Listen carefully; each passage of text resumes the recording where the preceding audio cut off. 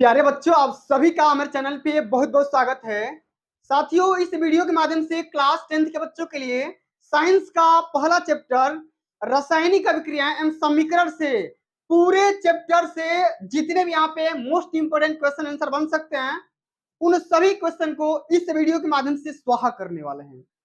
इससे पहले मैंने इस पूरे चैप्टर का जो भी थ्योरी है उसको मैंने ऑलरेडी कवर करवा रखा है, वीडियो बना रखा है। अगर आप उस वीडियो को अभी तक नहीं देख पाए हैं तो इसी वीडियो के डिस्क्रिप्शन बॉक्स में उसका लिंक दे दिया गया है, जा करके विजिट जरूर करना। तो आइए बच्चों, बिना टाइम को वेस्ट किए इस वीडियो को स्टार्ट करेंगे और सबसे पहले एक मोटिवेशन लाइन सुनते हैं। लाइन क्या है हमारा कि बाज बनाकर छोड़ूंगा तुझे। अरे बाज बनाकर छोड़ूंगा तुझे, बस पंख लगाना बाकी है। बारूद तो खुद ही तेरे अंदर है, बारूद तो खुद ही तेरे अंदर है, बस आग लगाना बाकी है, बस आग लगाना बाकी है। तो आइए बच्चों, आज की इस क्लास के माध्यम से पूरे चैप्टर में आग लगाने की कोशिश करेंगे। एक बात ध्यान सुन लेना कि थोड़ा सा पैसेंस बना करके रखना, क्योंकि अगर माँ बाप के सपनों को साकार करना चाहते हो तो भैया मेहनत करना पड़ेगा, पसीना बहाना पड़ेगा। क्या है क्वेश्चन? ये जो क्वेश्चन है ये अध्याय के बीच का प्रश्न है। तो आज की इस धमाकेदार सेशन के माध्यम से हम सभी अध्याय के बीच का हो या अध्याय के अंत का हो, सारे प्रश्नावली के क्वेश्चन ले रखा है जो कि पेपर में पूछा भी जाता है। अच्छा, क्वेश्चन क्या है हमारा, ध्यान से सुनना।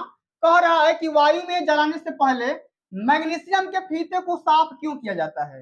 अगर हम बात करेंगे मैग्नीशियम के बारे में तो उसको जलाने से पहले उसको साफ किया जाता है, ठीक ना।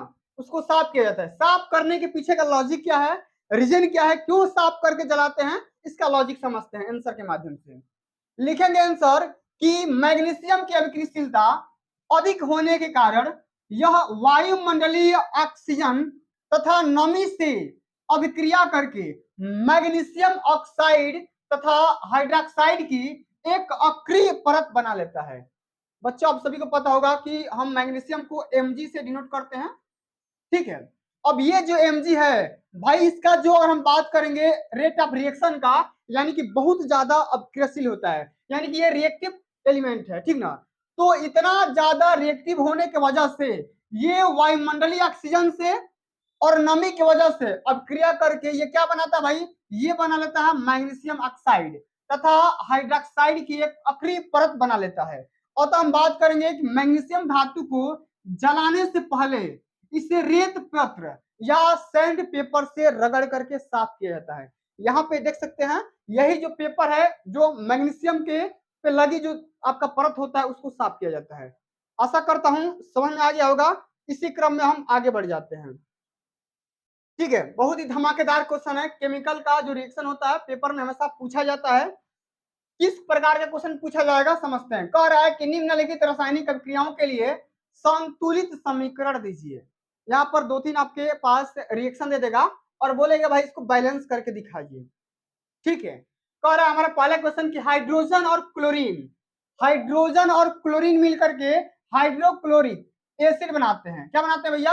हाइड्रोक्लोरिक एसिड बनाते हैं, यानी कि अम्ल बनाते हैं, ठीक है। तो करना क्या है आप सभी को भैया, आप सभी को ये करना है, इसका बैलेंस इक्वेशन यहाँ पे देना है। अगला हमारा क्वेश्चन है कि बेरियम क्लोराइड और एल्यूमिनियम सल्फेट मिलकर के बेरियम सल्फेट और एल्यूमिनियम क्लोराइड बनाएंगे, इसको भी बैलेंस करेंगे। तीसरा हमारा क्वेश्चन है कि सोडियम और जल मिलकर के सोडियम हाइड्रोक्साइड तथा हाइड्रोजन गैस देंगे। तो सभी के बारे में समझते हैं। जो हमारा पहला क्वेश्चन क्या है, हाइड्रोजन। अच्छा, हमें पता है कि भाई हाइड्रोजन को हम H2 से डिनोट करते हैं, क्योंकि हाइड्रोजन के पास जो एटम होते हैं या परमाणु होते हैं वो दो होते हैं। तो H2 मैंने यहाँ पर ले लिया। और क्लोरीन को हम बोलते हैं भैया Cl। क्लोरीन का जो एलिमेंट का जो तत्व होता है भाई, इसी चिन्ह से दर्शाते हैं, ठीक है। अब ये मिल करके क्या बनाएगा भैया, ये बना लेगा HCl बना लेगा, HCl बना लेगा। लेकिन हमारे पास यहाँ पर तो दो हाइड्रोजन है और मैं यहाँ पर देख पा रहा हूँ कि हमारे पास एक ही हाइड्रोजन है।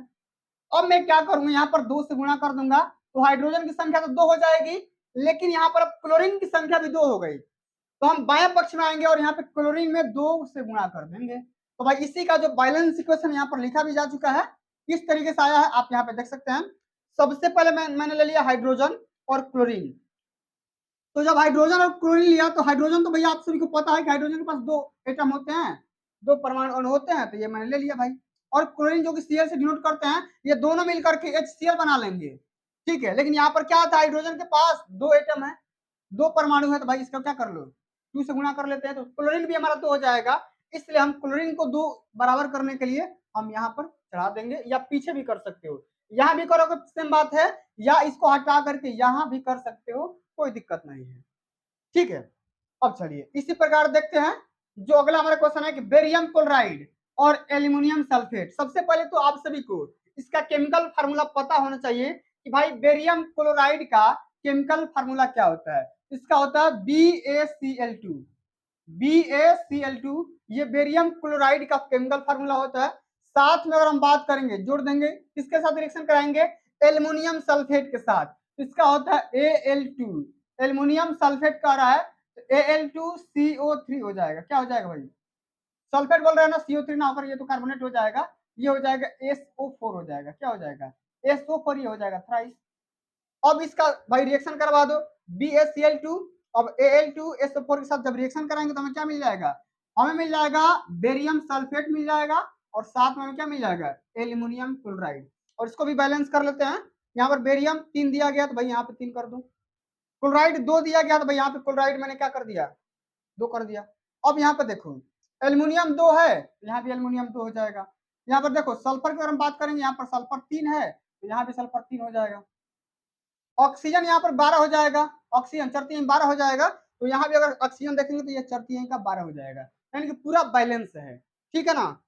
चलिए आगे देख लेते हैं सोडियम और जल को। सोडियम मतलब Na और जल मतलब भैया H2O होता है, ठीक है। आपस में जब रिएक्शन करा देंगे तो क्या बन जाएगा, सोडियम हाइड्रोक्साइड यानी कि NaOH बन जाएगा, ठीक है। और प्लस में हाइड्रोजन गैस में मिल जाएगा जल, ये तो हवा में भाई उड़ जाएगी, ठीक है। अब इसको बैलेंस करते हैं तो यहाँ पे हाइड्रोजन कितना है, 2 है, यहाँ पर हाइड्रोजन 2 है, फिर लेकिन इसमें आ गया 1 भाई, तो हम अब इसकी बैलेंस कर लेते हैं। तो मैंने यहाँ पर सोडियम को 2 ले लिया, तो सोडियम को यहाँ भी 2 करना पड़ेगा भाई, इधर भी 2 करना पड़ेगा।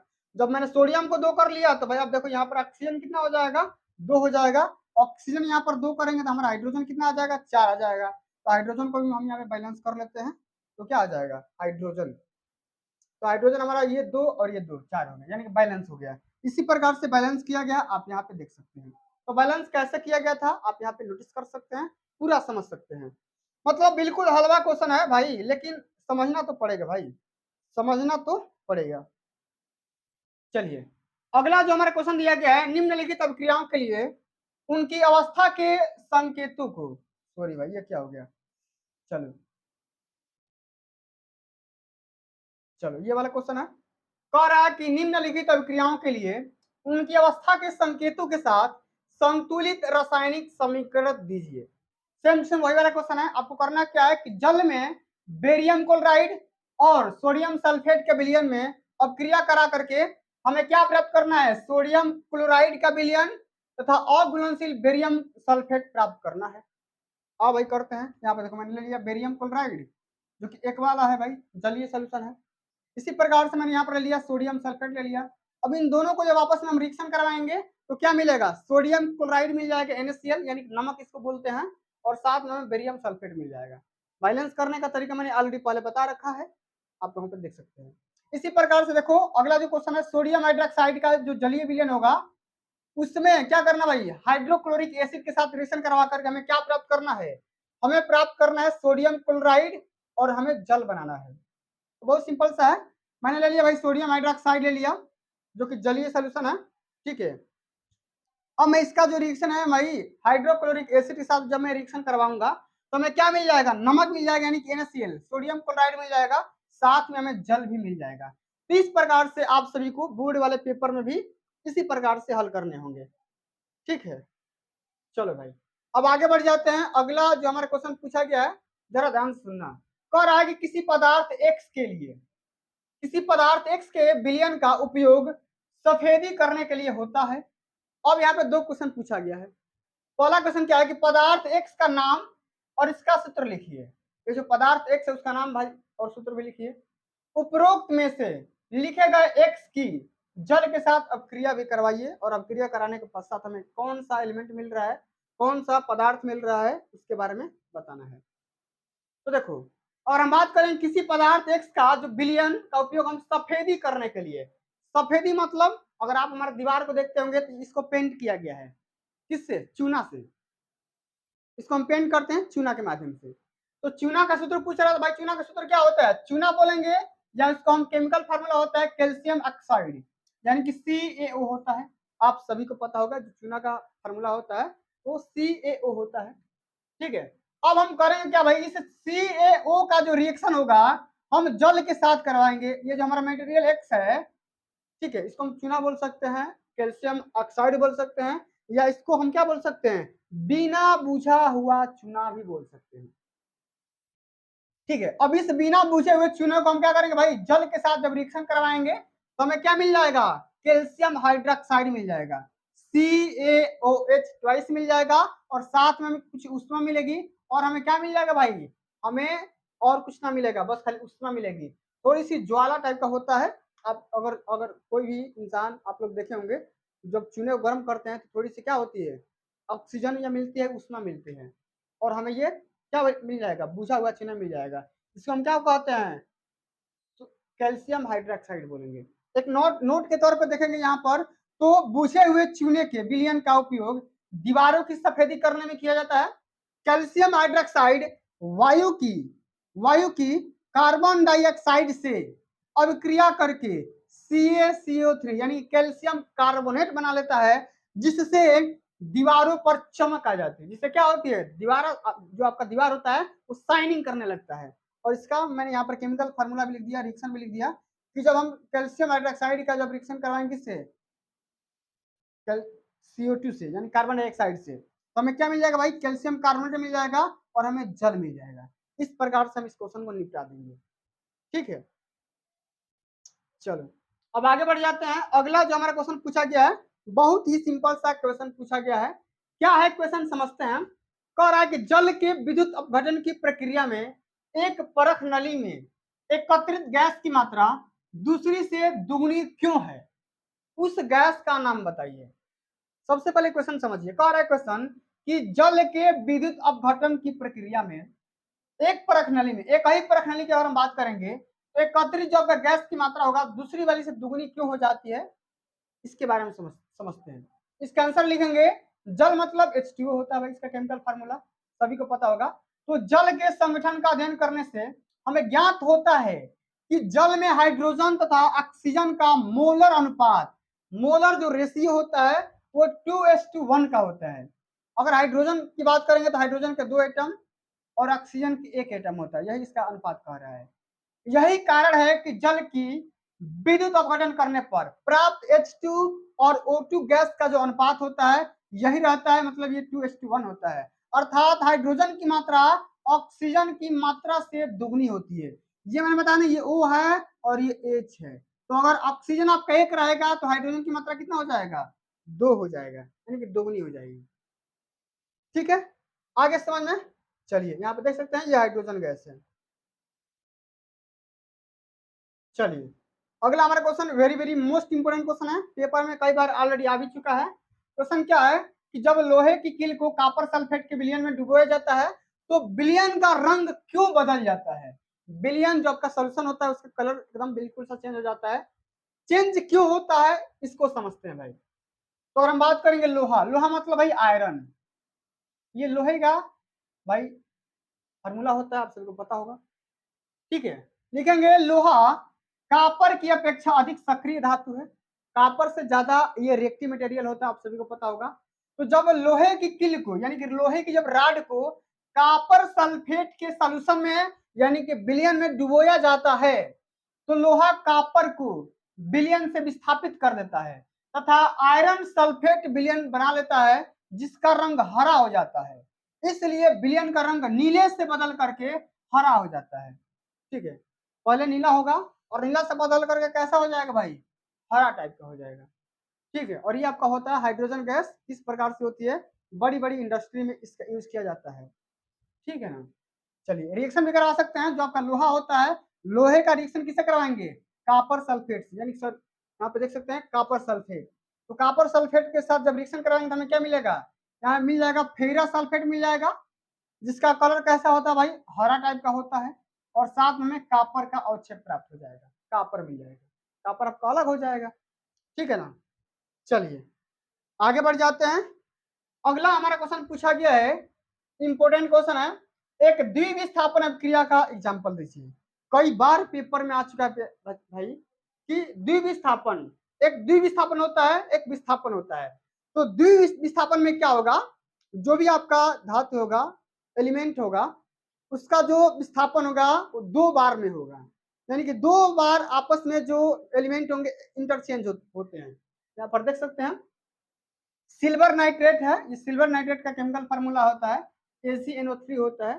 ठीक है, अब जब हम सिल्वर नाइट्रेट का रिएक्शन किससे करवा लेते हैं, सोडियम ब्रोमाइड से, यानी कि NaBr से करवा लेते हैं, तो हमें क्या मिल जाएगा भाई, हमें मिल जाएगा सिल्वर ब्रोमाइड मिल जाएगा और हमें मिल जाएगा सोडियम नाइट्रेट। तो बच्चों हम यहाँ पे देख पा रहे हैं, ये जो आपका सिल्वर मतलब होता है चांदी, ये जो सिल्वर है ये नाइट्रेट से अलग होकर के कहां पर आ गया, ब्रोमाइड से, यानी कि बेरियम से, यहाँ पे देख सकते हैं ब्रोमाइड के साथ आ गया। तो क्या बना लिया भाई, सिल्वर ब्रोमाइड बना लिया।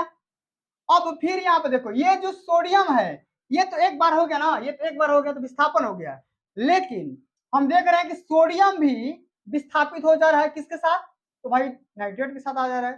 तो सोडियम भी नाइट्रेट के साथ आकर के विस्थापित होकर के सोडियम नाइट्रेट बना ले रहा है, यानी इस रिएक्शन में 2 बार विस्थापन की प्रक्रिया हो रही है, इसलिए हम क्या बोलते हैं, द्विविस्थापन अभिक्रिया बोलते हैं।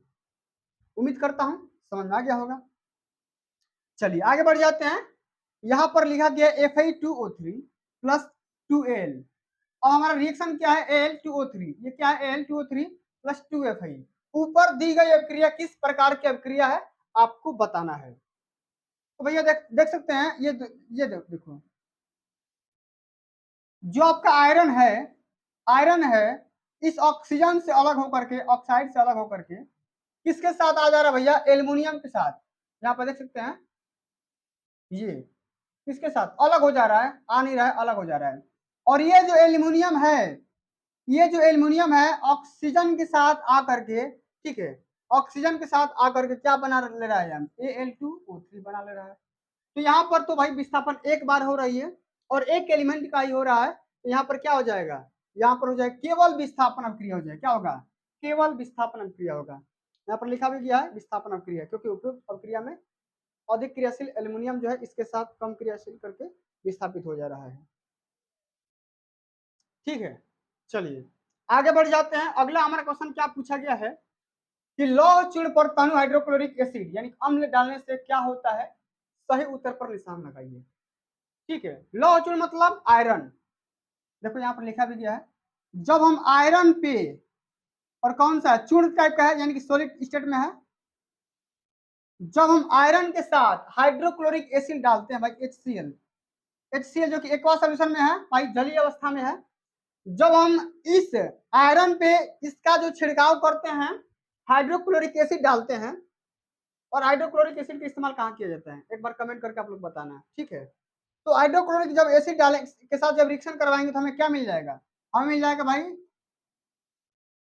आयरन क्लोराइड, क्या मिल जाएगा भाई, आयरन क्लोराइड मिल जाएगा, और साथ में हमें हाइड्रोजन गैस मिल जाएगी, क्या मिल जाएगी, साथ में हमें हाइड्रोजन गैस मिल जाएगी। तो हमारे क्या हो जाएगा भाई, हाइड्रोजन गैस और आयरन क्लोराइड बन जाएगा। ठीक है, इस तरीके से आप सभी को याद रखना है और पेपर में धुआं धुआं कर देना है। अगला क्वेश्चन क्या है समझते हैं, कह रहा है कि संतुलित रासायनिक समीकरण क्या होता है और रासायनिक समीकरण को संतुलित करना क्यों आवश्यक होता है, क्यों जरूरी होता है, इसको समझते हैं।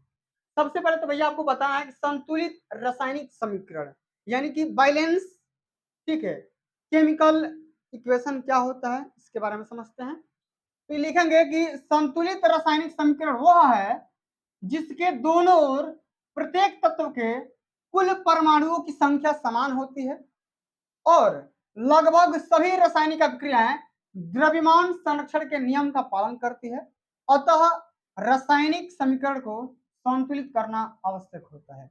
अगर हम बात कर लेंगे, ठीक है, कोई भी ले सकते हो, कार्बन को जब आप ऑक्सीजन के साथ क्रिया कराएंगे तो हमें क्या मिल जाएगा, CO2 मिल जाएगा। ये तो भैया बहुत ही आसान है, मैंने करवा दिया। तो हम देख पा रहे हैं कि जितना एलिमेंट, जितने एटम कार्बन के हैं यहाँ पर, उतने राइट साइड में भी होने चाहिए, और जितने एटम ऑक्सीजन के पास है उतने एटम राइट साइड में भी होने चाहिए। यानी कि जो भी आपका प्रोडक्ट बनता है, ठीक है, तो प्रोडक्ट में जो भी आपका परमाणु की संख्या होती है, ठीक है, आपके इधर वाली संख्या से बराबर होनी चाहिए। ठीक है, इसको हम दोनों को अभिकारक बोलते हैं, मैंने ऑलरेडी बता रखा है। कार्बन को और ऑक्सीजन को यहाँ पर अभिकारक बोलेंगे, और दो या दो से अधिक अभिकारक मिल करके वियोजित होकर के, संयोजित होकर के एक प्रोडक्ट का निर्माण करते हैं। ठीक है ना। तो यहाँ पर नोट में लिखा गया है कि द्रव्यमान संरक्षण का नियम, इस नियम के अनुसार रासायनिक अभिक्रिया के कुल द्रव्यमान संरक्षित रहता है, अर्थात द्रव्यमान का न तो सृजित होता है और न ही विनाश होता है। तो भैया जितना कार्बन यहाँ पर होगा उतना ही तो कार्बन यहाँ पे होगा, जितना आप दोगे उतना ही न लोगे, अधिक तो ले नहीं सकते हो ना कम ले सकते हो। ठीक है, चलो आगे बढ़ जाते हैं। ये बायो का क्वेश्चन है, इंपोर्टेंट क्वेश्चन है। कह रहा है कि श्वसन को ऊष्माक्षेपी अभिक्रिया क्यों कहते हैं, एक्सप्लेन कीजिए। श्वसन, श्वसन मतलब जो हम सांस लेते हैं, ठीक है। तो श्वसन अभिक्रिया की जो भी आपका केमिकल रिएक्शन होता है इस प्रकार से है। सबसे पहले तो हम यहाँ पर ले लेंगे ग्लूकोज। अच्छा, ग्लूकोज का केमिकल फार्मूला क्या होता है भाई, C6H12O6 होता है। अब इसको क्या करेंगे भाई, ऑक्सीजन के साथ क्रिया करा लेंगे भाई, ऑक्सीजन के साथ। तो क्या मिल जाएगा हमें, तो मिल जाएगा सबसे पहले कार्बन डाइऑक्साइड, जल मिल जाएगा और हमें एनर्जी प्राप्त हो जाएगी। ठीक है, और इसी एनर्जी को हम क्या बोलते हैं भाई, यही जो आपका रिएक्शन होता है।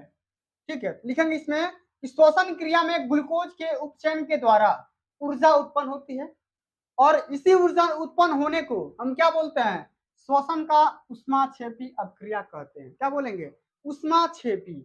ऊष्माक्षेपी कहने का सेंस यहाँ पे होता है कि हमें ऊष्मा मिलेगी, हमें ऊष्मा मिलेगी, और ऊष्मा शोषी मतलब हम ऊष्मा, हमारा ऊष्मा का शोषण होगा, हम ऊष्मा डोनेट करेंगे, एनर्जी हम देंगे। ठीक है ना। इंपॉर्टेंट क्वेश्चन है, ऑलरेडी मैंने बता रखा है, नहीं देखे हो तो जा करके जरूर से जरूर देखना भाई। ठीक है, डिस्क्रिप्शन में लिंक दे दिया गया है, चेकआउट कर लेना। और है क्वेश्चन की विस्थापन एवं द्विविस्थापन अभिक्रिया में क्या अंतर होता है, इन अभिक्रियाओं के रासायनिक समीकरण भी लिखिए।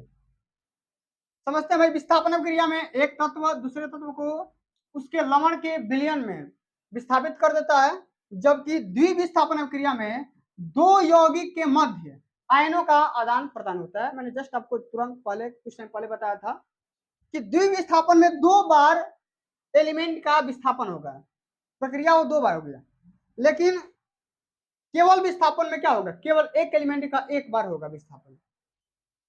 यहाँ पर देख पा रहे हैं कि हम जो जिंक है हमारा सल्फ्यूरिक अम्ल के साथ CuSO4 है भाई, जो जिंक है हमारा CuSO4 के साथ सल्फ्यूरिक अम्ल के साथ, भाई ये कॉपर सल्फेट है। सल्फ्यूरिक अम्ल तो ये होता है ना,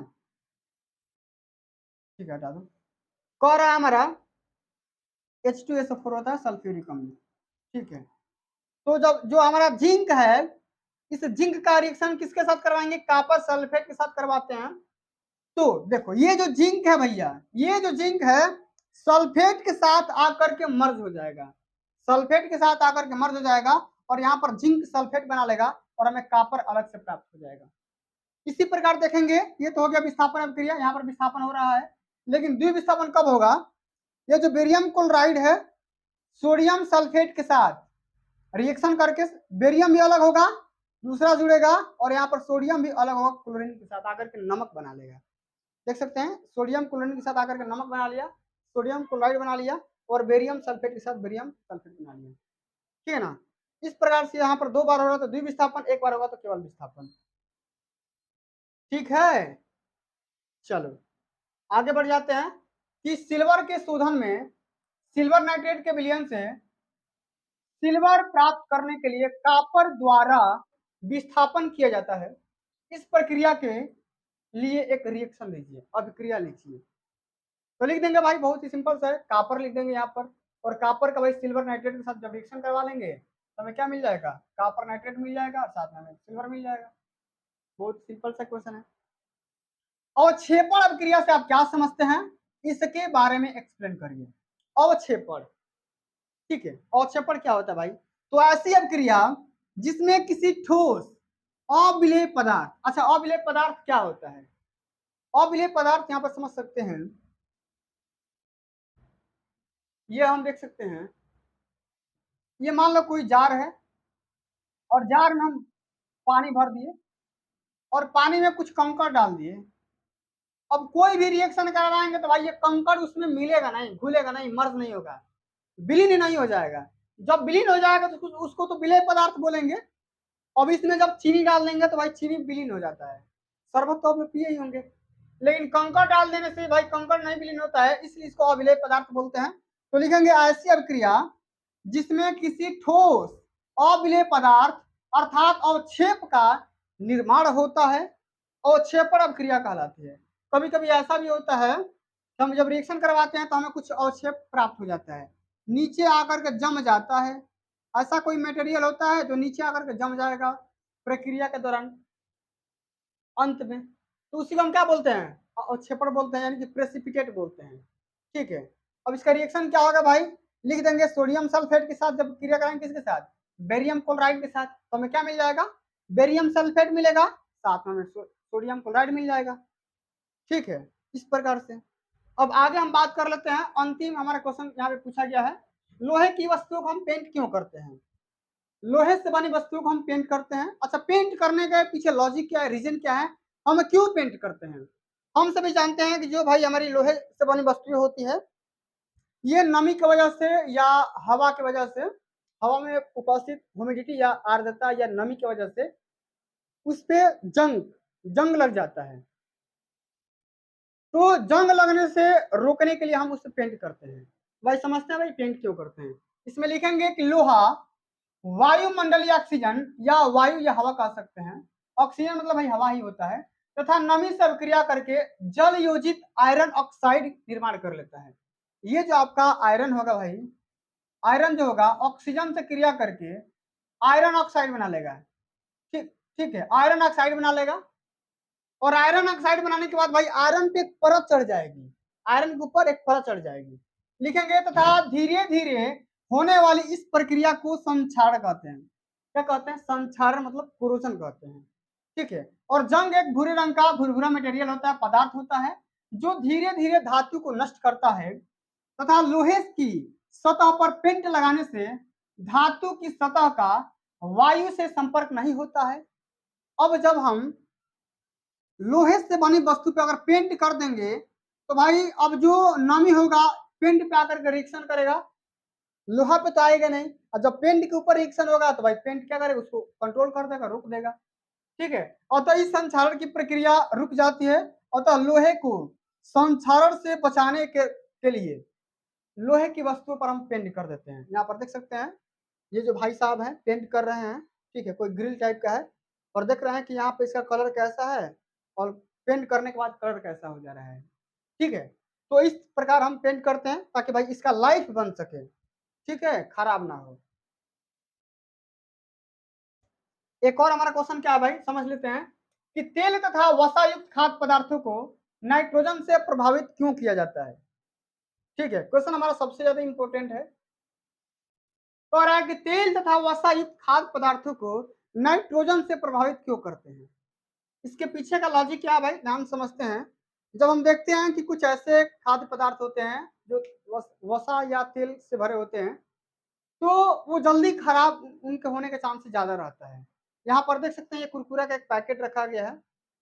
ठीक है, अब इस पैकेट के अंदर जो आपका मटेरियल होता है उसको छान करके बिस्किट बनाया जाता है, और जो मटेरियल होता है उसका लाइफ माने बहुत कम टाइम होता है, उसकी जो लाइफ होती है बहुत कम टाइम तक होती है, तुरंत खराब हो जाता है। तो कंपनी क्या करती है कि इसको तुरंत खराब ना होने के लिए इसमें क्या करती है भाई, इस पैकेट में नाइट्रोजन गैस फिलअप कर देती है। अब नाइट्रोजन गैस कौन सा काम करती है? नाइट्रोजन गैस का काम यही है, इस पैकेट में जब चला जाएगा तो भाई ये जो आपका मटेरियल है खाद्य पदार्थ वाला, ये अब खराब नहीं होगा, खराब नहीं होगा, खराब नहीं होने देगा। तो इसके पीछे का लॉजिक लिख देते हैं। यहाँ पर लिखेंगे तेल व वसायुक्त पदार्थ बनने के कुछ घंटे के उपरांत वायु की उपस्थिति में ऑक्सीकृत हो जाने के कारण दूषित हो जाता है, मन खराब हो जाता है, अर्थात उनके स्वाद तथा गंध में परिवर्तन हो जाता है। यह प्रक्रम विकृत गंधिका कहलाती है। विकृत गंधिका इंपॉर्टेंट टॉपिक, इसको ध्यान से सुनना। परंतु यदि इन खाद्य पदार्थों को बनाने के उपरांत तुरंत ही नाइट्रोजन गैस, या हम बोल सकते हैं भाई नाइट्रोजन गैस आखिरी गैस होती है, युक्त पैकेटों में पैक कर दिया जाता है, तो विकृत गंधिका की जो प्रक्रिया है वो समाप्त हो जाती है, खत्म हो जाती है, और खाद्य पदार्थ संरक्षित हो जाता है, सेफ हो जाता है। और हम एक दिन के लिए नहीं बल्कि इसको सालों सालों तक चला सकते हैं नाइट्रोजन गैस के माध्यम से। तो भैया आप सभी को ये पूरा चैप्टर खत्म हो गया। आशा करता हूँ पूरा समझ में आ गया होगा। आपके लिए एक इंपॉर्टेंट नोटिस है। नोटिस क्या है, जानकारी क्या है, अगर आप हमारे समस्त वीडियो के जो मैं पैनल पे पढ़ा रहा हूँ, अगर उसका पीडीएफ प्राप्त करना चाहते हैं, model paper, previous year paper, important question, तो आप हमारे व्हाट्सएप पे कांटेक्ट कर सकते हैं 8318105051। इस नंबर पे आपको क्या क्या मिल सकता है, इसमें मिल सकता है जो भी आपका मैं यहाँ पे पढ़ा रहा हूँ पीडीएफ मिल जाएगा, मॉडल पेपर मिल जाएगा भाई, क्योंकि भाई मॉडल पेपर इंपॉर्टेंट होता है, आप सभी को पता है, ठीक है। उसके बाद से मॉडल पेपर मिल जाएगा, प्रीवियस ईयर का पेपर मिल जाएगा,